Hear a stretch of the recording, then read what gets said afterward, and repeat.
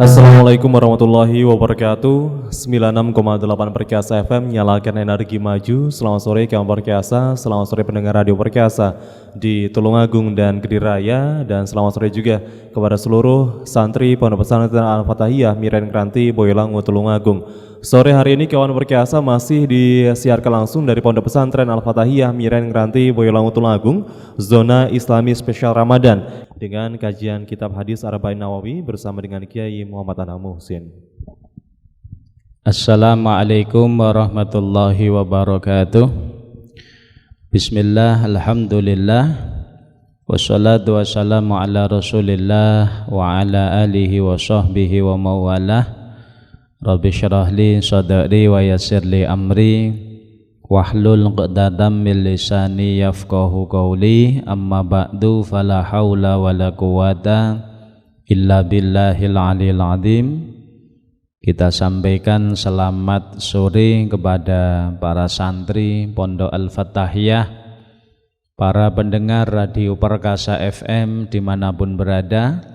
Mudah-mudahan kita semua senantiasa dalam bimbingan hidayah taufik Allah subhanahu wa ta'ala. Amin ya rabbal alamin.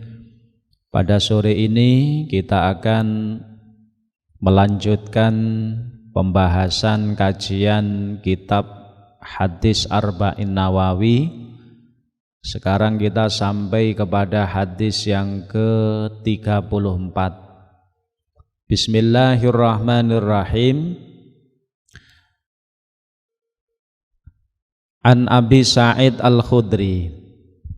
Al-hadisur rabi' wassalasun, hadis yang ke-34. An Abi Sa'id Al-Khudri, diceritakan dari Abu Sa'id Al-Khudri radhiyallahu ta'ala anhu, qala, beliau Abu Sa'id Al-Khudri berkata, sami'tu Rasulullah sallallahu alaihi wasallam yaqul, saya mendengar Nabi Muhammad sallallahu alaihi wasallam bersabda, man ra'a minkum mungkaron falyughayyirhu biyadihi. Man ra'a minkum mungkaron, barang siapa yang melihat di antara kalian semua melihat kemungkaran, maka falyughayyirhu biyadihi, berusahalah untuk merubah dengan tangannya. Fa illam yastati, jika merubah dengan tangan tidak mampu, maka fabilisanihi, maka rubahlah dengan lesannya. Fa illam yastati, apabila dengan lesan juga tidak mampu, fahuwa fabiqalbihi, maka rubahlah dengan hatinya. Wadzalika ad'aful iman, dan itu adalah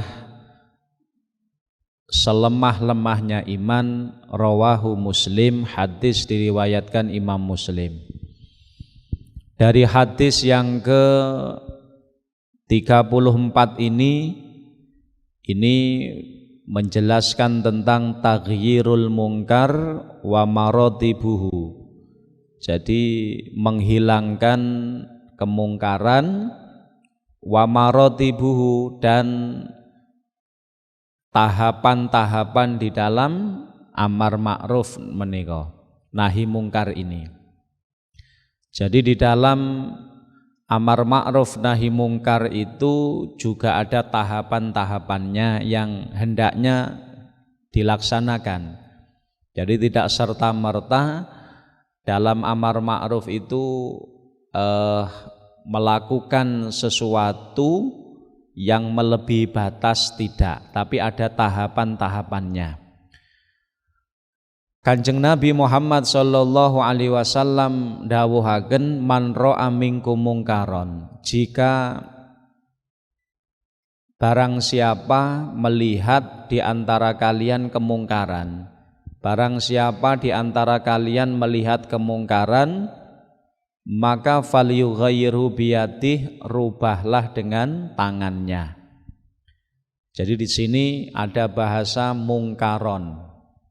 Mungkaron, jadi apabila orang melihat kemungkaran, kemungkaran yang dimaksud satu kemungkaran yang mujma' alaih, disepakati ulama tentang keharamannya.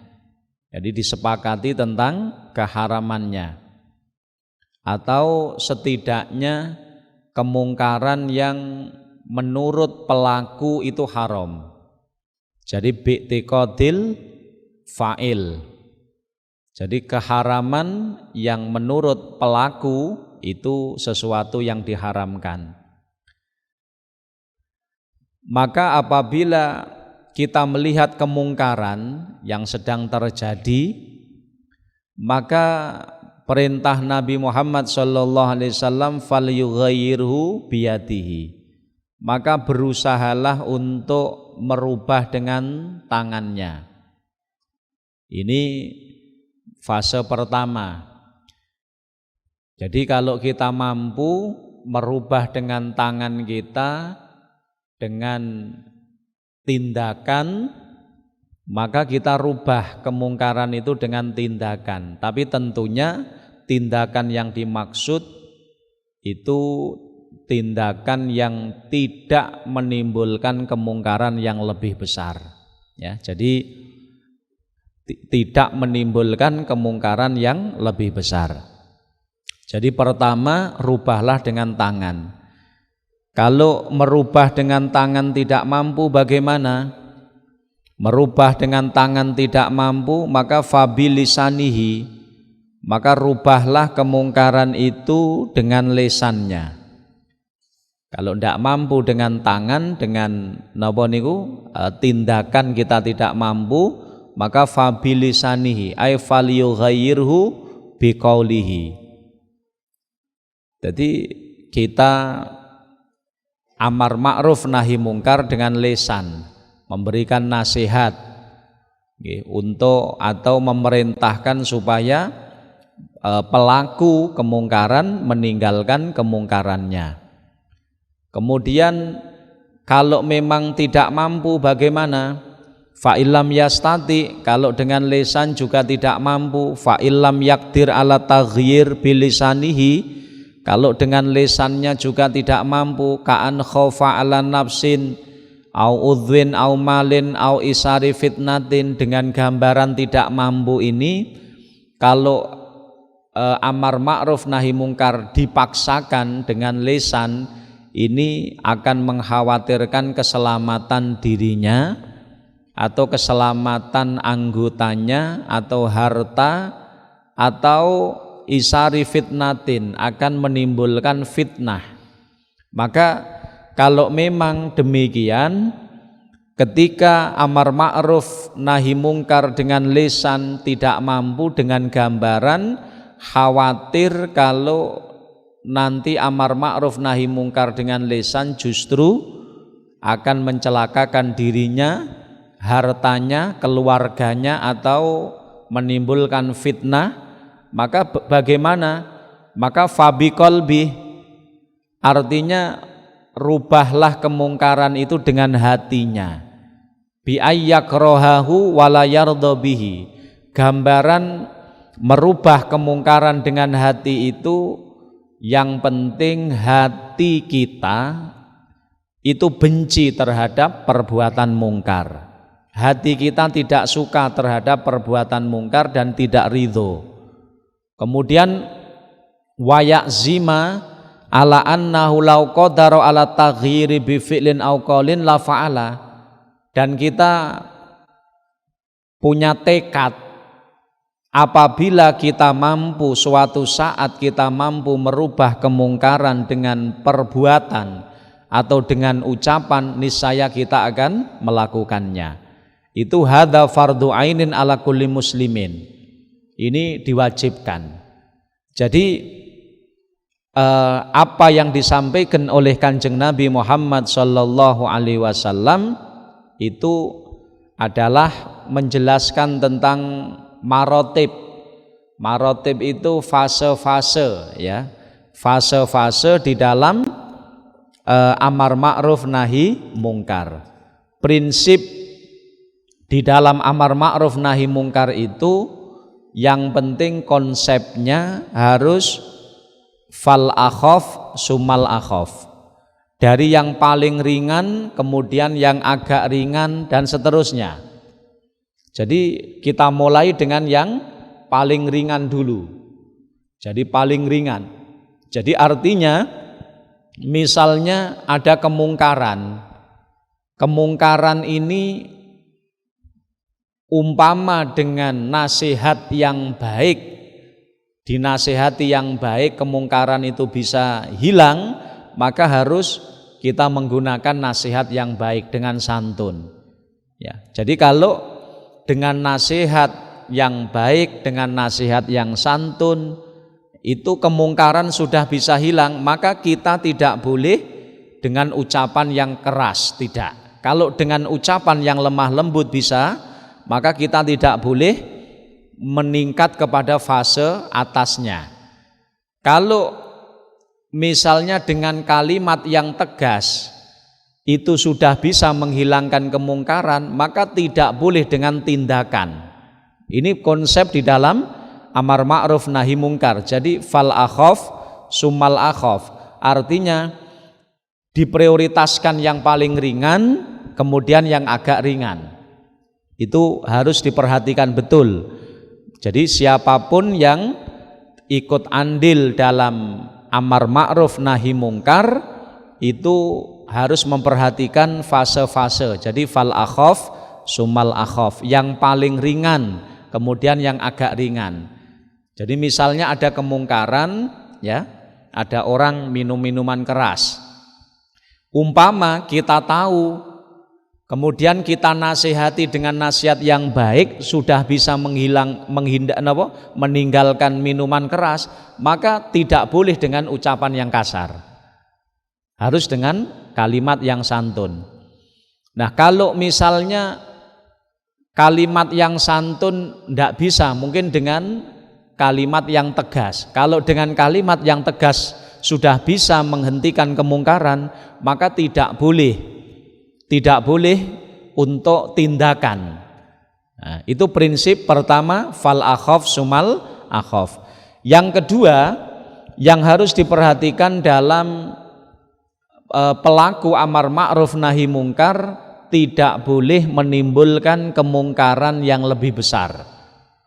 Ya, jadi cara kita melakukan action di dalam amar ma'ruf nahi mungkar niku tidak boleh menimbulkan kemungkaran yang lebih besar. Makanya satu contoh, misalkan ada orang maksiat. Ada orang maksiat, kemudian sekelompok orang maksiat ini dibom. Ya, ini haram ini. Maksiatnya juga salah, kemudian ngebom ini juga salah. Kenapa? Akan menimbulkan kemungkaran yang lebih besar. Makanya ada dua konsep yang betul-betul harus diperhatikan, dipegang bagi pelaku amar ma'ruf nahi mungkar. Yang pertama, ya, itu harus dengan fase atau konsep fal akhaf sumal akhaf. Jadi yang paling ringan dulu, sing paling enteng. Kalau napa niku kemungkaran bisa hilang, bisa berhenti dengan nasihat yang baik, nasihat yang santun, harus dengan itu. Tidak boleh dengan ucapan yang keras. Jadi kalau kemungkaran bisa hilang dengan nasihat yang santun, lemah lembut, kita tidak boleh amar ma'ruf nahi mungkar dengan kalimat yang keras. Kenapa? Kalimat yang keras ini fase setelah kalimat yang santun. Kalau kalimat yang santun sudah bisa menghilangkan kemungkaran, maka tidak butuh fase seatasnya. Tapi kalau fase napa niku kalimat yang santun belum cukup, mungkin agak tegas, ucapan yang tegas, ya maka dengan ucapan yang tegas. Kalau dengan ucapan yang tegas ini sudah bisa menghilangkan kemungkaran, maka tidak boleh dengan tindakan. Kalau dengan ucapan sudah cukup, tidak boleh dengan tangan, tidak boleh. Itu prinsip pertama, fal akhaf summal akhaf. Kemudian yang kedua, dalam amar ma'ruf nahi mungkar itu tidak boleh menimbulkan kemungkaran yang lebih besar. Ini yang harus diperhatikan. Kemudian ada beberapa hal yang perlu diperhatikan ketika orang melakukan amar ma'ruf nahi mungkar. Ini menurut Al-Habib Abdullah bin Alawi Al-Haddad, wa'lam annal akhdha birrifqi wal lutfi wa idharus syafaqah war rahmah alaihi madarun kabirun indal amri bil ma'ruf wan nahyi anil mungkar fa'alika bihi. Jadi artinya ini pedoman bagi pelaku amar ma'ruf nahi mungkar. Harus diketahui bahwa lemah lembut, ya, lemah lembut, santun, menampakkan kasih sayang itu merupakan pondasi yang kuat, merupakan napa niku sesuatu yang sangat penting, wasilah yang sangat besar agar berhasilnya amar ma'ruf nahi mungkar, kata Imam Haddad. Oleh karenanya fa'alika bihi. Jadi artinya begini, jadi jangan diartikan amar ma'ruf nahi mungkar, mengajak kebaikan, mencegah kemungkaran itu identik dengan kekerasan, tidak loh ya. Jadi ini harus diperhatikan. Ini Imam Haddad, Al-Habib Abdullah bin Alawi Al-Haddad menjelaskan dalam panduan pedoman pelaku amar ma'ruf nahi mungkar, kata Imam Haddad, annal akhda birrifqi, jadi bersikap santun, ya, bersikap santun, wal lutfi, lemah lembut, kemudian idharos syafaqah, menampakkan kasih sayang, rahmat, itu madarun kabirun, itu merupakan napa niku dasar yang besar berhasilnya amar ma'ruf nahi mungkar. Maka fa'alika bihi. Maka kata Imam Haddad begini, kalau misi kita dalam amar ma'ruf mengajak manusia di jalan Allah, mengajak manusia melakukan kebaikan, mencegah kemungkaran, meninggalkan perbuatan yang mungkar, ini kalau kita ingin berhasil, bagaimana? Pertama, cara kita harus lemah lembut. Kalaupun toh kita nasihati orang yang salah, itu harus dengan lemah lembut. Kata Imam Haddad, lemah lembut, santun, tampakkan kasih sayang. Jangan menampakkan kebencian. Terkadang usaha kita untuk amar ma'ruf nahi mungkar tidak berhasil. Kenapa? Karena cara kita yang salah.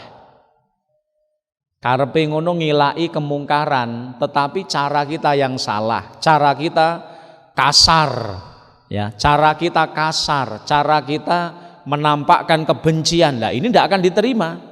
Maka kalau ingin diterima resep dari Imam Haddad, perhatikan ini pedoman bagi pelaku amar ma'ruf. Kalau kita ingin berhasil dalam amar ma'ruf nahi mungkar, pertama tunjukkan kasih sayang dengan santun, cara yang santun, lemah lembut, kemudian idharus syafaqah, tampakkan sikap kasih sayang, rahmat kepadanya. Itu akan menyebabkan keberhasilan dalam amar ma'ruf nahi mungkar yang kita lakukan. Wala ta'dilu anhu madum tatar junaf'ahu wa khusulal maksud bihi. Jadi jangan berpindah dari lemah lembut ini kalau ingin berhasil tujuan kita. Wa fil hadis maka na'rifku fi syai'in illa zana wa manuzi'a min syai'in illa syana. Jadi artinya lemah lembut itu tidak akan menempel pada sesuatu kecuali akan menghiasinya. Dan ketika lemah lembut, santun itu sudah hilang dari sesuatu, maka sesuatu itu akan jadi buruk. Artinya begini, meskipun amar ma'ruf nahi mungkar tetap harus kita kedepankan santun, sikap santun, sikap lemah lembut dan menampakkan kasih sayang. Ini yang pertama. Yang kedua, ayyakuna amilan bima ya'muru bihi mujtaniban lima yanha anhu. Jadi kalau kita ingin mengajak kebaikan, mencegah kemungkaran, maka harus kita sebelum kita memerintah itu harus melakukan terlebih dahulu perintah-perintah Allah. Ojo sampai kita mengajak orang lain sholat, kita ndak sholat. Kita mengajak orang lain puasa, kita sendiri tidak puasa. Atau kita mencegah, melarang orang untuk judi, malah kita judi. Kita mencegah orang lain untuk berkata kotor, untuk misuh, malah kita sendiri misuh misalnya. Ini akan tidak akan berhasil misi kita dalam amar ma'ruf nahi mungkar, kata Imam Haddad. Oleh karenanya pedoman itu harus dipahami betul. Dan di dalam amar ma'ruf ini yang pertama kali kita lakukan at-ta'rif. At-ta'rif itu apa? Memberitahu. Misalkan kita melihat ada orang lain melakukan kemungkaran, maka pertama kali at-ta'rif, kita harus memberitahu kepada dia bahwa perbuatan yang dilakukannya itu salah, dengan kasih sayang, dengan lemah lembut. Kemudian baru kita melarangnya dengan lemah lembut, dengan safaqah, fa'il fasola bidzalikal maksud fal amru dhahir. Kalau dengan cara ini berhasil, ya maka jelas. Wa illa, kalau tidak, dengan memberitahukan terlebih dahulu dengan santun, nasihat dengan santun, kok tidak berhasil, intaqala minu ilal wa'di wat takhwif, dan seterusnya. Kita melangkah kepada nasihat yang lebih tegas. Prinsipnya yang harus kita pahami bahwa satu ya, amar ma'ruf nahi mungkar itu harus kita lakukan dengan santun, ya, dengan fal akhof sumal akhof, dengan tahapan yang paling ringan dulu, kemudian yang agak ringan dan seterusnya. Kalau kemungkaran itu bisa hilang dengan nasihat yang baik, maka tidak boleh dengan kata-kata yang keras. Ini prinsip, ya. Kemudian yang kedua, tidak boleh menimbulkan kemungkaran yang lebih besar. Ini dua hal yang harus dipegang oleh pelaku amar ma'ruf nahi mungkar. Dan juga dalam sikap itu harus santun, menampakkan kasih sayang, dan kita sendiri memberi contoh. Itu insya Allah akan menyebabkan amar ma'ruf nahi mungkar yang kita lakukan itu akan membawa hasil. Prinsipnya amar ma'ruf, mengajak kebaikan dengan cara yang ma'ruf, mencegah kemungkaran juga harus dengan cara yang ma'ruf, dengan cara yang baik. Begitu. Marilah kita bersama-sama lanjutkan kajian kitab hadis Arba'in Nawawi bersama dengan Kiai Muhammad Anang Muhsin. Iya, kita teruskan. Kita lanjutkan hadis yang ke-35, Al-Hadisul Khamis Wassalasun, hadis yang ke-35. An Abi Hurairah, diceritakan dari sahabat Abu Hurairah radhiyallahu taala anhu, qala, beliau berkata, qala Rasulullah sallallahu alaihi wasallam, wala tahasadu wala tanajashu wala tabaghadu wala tadabaru wala yabi ba'dukum ala bai'i ba'din wa kunu ibadallah ikhwanan. Al muslim akhul muslim la yadlimuhu wa la yakhduluhu wa la yakdzibuhu wa la yahkiruhu. At-taqwa hahuna wa yushiru ila sadrihi salasa marrat bihasabi mri'in minasyarri ayyahkira akhahul muslim. Kullul muslim alal muslim haramun damuhu wa maluhu wa irduhu, rawahu Muslim. Hadis yang ke-35 ini menjelaskan tentang hak-hak persaudaraan di dalam Islam. Dari sahabat Abu Hurairah radhiyallahu taala anhu, beliau berkata, Kanjeng Nabi Muhammad sallallahu alaihi wasallam bersabda, la tahasadu. Janganlah kalian semua saling dengki mendengki. Janganlah kalian semua saling mendengki. Kenapa? Karena mendengki itu adalah haram. Fa innal hasad haramun minal kabair. Jadi jangan saling derengki-derengkinan, jangan saling mendengki. Kenapa? Karena mendengki itu adalah perkara yang diharamkan dan itu termasuk bagian dari dosa besar. Wala tabaghadu, kata Nabi, wala tanajasu. Janganlah kalian saling banjet-banjetan, artinya menipu di dalam jual beli. Wala tabaghadu, janganlah kalian semua saling bendu-bendunan, saling membenci. Wala tadabaru, janganlah kalian semua saling tadabur, jadi ungkur-ungkuran, saling membelakangi. Wala yabi ba'dukum ala bai'i ba'din, janganlah sebagian kalian menjual atau menjual jualan saudaranya. Wa kunu ibadallah ikhwanan, jadilah kalian semua wahai hamba-hamba Allah itu bersaudara. Al muslim akhul muslim, orang muslim itu saudaranya muslim yang lain. Maka tidak boleh saling mendolimi, tidak boleh saling menipu, tidak boleh saling mendustakan, tidak boleh saling menghina. Kata Rasulullah, at-taqwa hahuna, ketakwaan itu berada dalam dada. Yushiru ila sadrihi, Kanjeng Nabi isyarah dengan dada beliau, kepada dada beliau sebanyak 3 kali. Bihasabi mri'in minasyarri, cukuplah keburukan seseorang itu, cukuplah sebagai tanda keburukan seseorang itu, ayah kiro akhahul muslim, apabila dia napa niku meremehkan, menghina sesama muslim. Kullul muslim alal muslim, orang muslim terhadap muslim yang lain itu diharamkan darahnya, diharamkan hartanya, diharamkan harga dirinya. Para santri dan para pendengar Radio Perkasa yang dimuliakan Allah, yang perlu kita pahami, ya, perlu kita garis bawahi dari hadis ini. Hadis ini menjelaskan tentang kerukunan, ya, persaudaraan di dalam Islam. Dalam Islam, sebab orang muslim itu saudara muslim, al muslim akhul muslim. Orang muslim itu saudaranya orang muslim.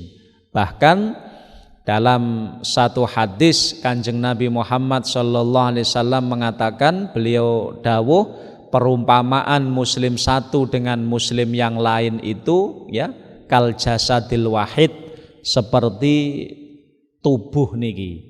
Tubuh niku ada tangan, ada kaki, ada mata, ada hidung, ada telinga. Ya, kalau salah satu dari anggota ini sakit, tentu rasa sakit itu juga dirasakan oleh anggota yang lain. Itu seperti itu harusnya. Artinya nopo, muslim satu dengan muslim yang lain itu ya seperti itu.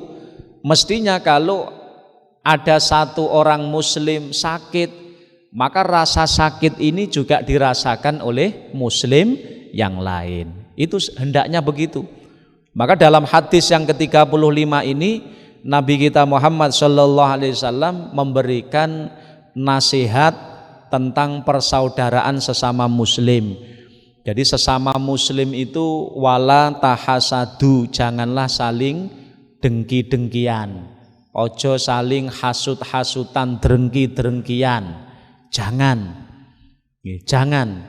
Hasut niku napa to? hasud niku tamani zawali nikmatil ghair. Jadi intinya orang hasud itu mengharapkan hilangnya nikmat orang lain.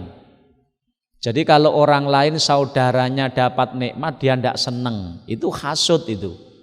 Cuman hasud itu ada tiga tingkatan. Yang pertama itu ketika saudaranya dapat nikmat dia tidak dapat, dia tidak seneng.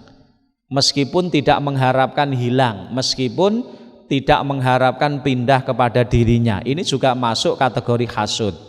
Kemudian hasud yang kedua, kalau orang lain dapat nikmat dia tidak seneng, kemudian mendoakan jelek, muga-muga nikmate hilang. Ini hasud yang lebih parah. Kemudian yang paling tinggi hasud itu paling parah, ketika orang lain dapat nikmat dia tidak seneng, kemudian doakan jelek, muga-muga nikmate ilang. Sing nomor telu napa? Muga-muga nikmate pindah neng aku. Berarti orang ini sudah napa? Terjangkit hasud tingkat tinggi 3. Itu namanya hasud. Dan hasud ini tidak akan mencelakakan kecuali orang yang hasud sendiri. Jadi yang celaka dari hasud itu ya orang yang hasud sendiri, bukan orang yang dihasuti. Terkadang orang yang dihasuti niku mboten ngerti. Terkadang mboten ngerti wong sing dihasuti niku. Ya, tapi orang yang hasud dia sakit hati. Apalagi kalau orang yang dihasuti tambah dapat nikmat, tambah sakit hati lagi dia. Ya. Makanya orang yang hasud itu tidak akan bisa merasakan ketenangan. Terkadang orang yang hasud niku nyawang montore, nyawang pitike, nyawang hewan peliharaannya orang yang dihasuti sudah marah itu. Itu orang yang hasud begitu. Ya. Terkadang dia tidak bisa tidur ketika orang yang dihasuti dapat nikmat, dia tidak bisa tidur. Sumpek ya, sumpek. Maka bahasanya itu kalau orang lain dapat iso tuku montor, flune kumat. Orang lain dapat nikmat bisa membeli iso gawe omah ya, buat rumah, seseke kumat. Lah ini gara-gara hasud ini. Jadi intinya orang hasud itu tidak menyakiti kecuali dirinya sendiri.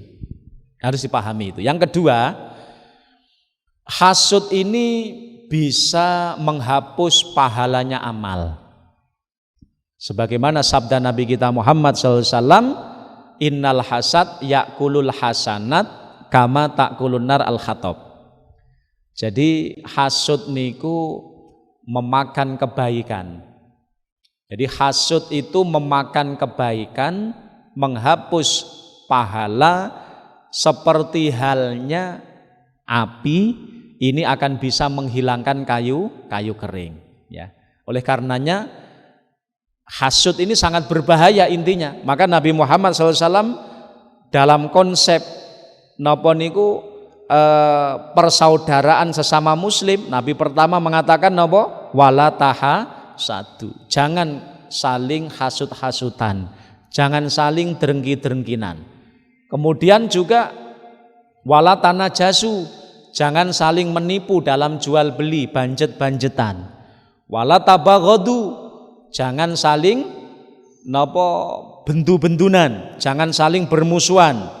Wala tadabaru, jangan saling membelakangi. Ketika bertemu melengos karena kebencian, jangan. Karena itu adalah menunjukkan tidak adanya persaudaraan. Kata Nabi Muhammad, wa kunu ibadallah ikhwanan, jadilah kalian semua wahai hamba-hamba Allah bersaudara. Prinsipnya kita harus menjaga persatuan. Jadi harus kita ingat,